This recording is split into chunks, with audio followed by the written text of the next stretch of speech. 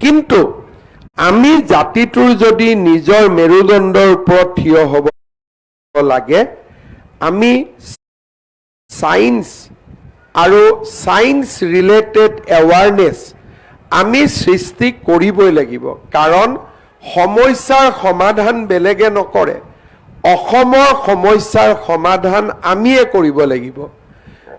মইতো ভাবো এনেকে যদি এপ্ৰিল মাহলৈকে বৰষুণ নিদিয়ে, অহা কেইটামান দিনত অসমৰ tea production will be drop by 30%।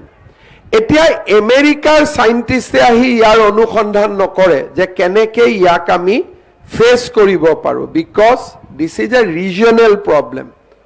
যদি পৃথিৱীতে চাহৰ উৎপাদন কম হয়, আমেৰিকাৰ বিজ্ঞানীয়ে গৱেষণা কৰিব, কিন্তু অসমত যদি চাহৰ উৎপাদন হয় তেওঁলোকে কিয় গৱেষণা কৰিব? যদি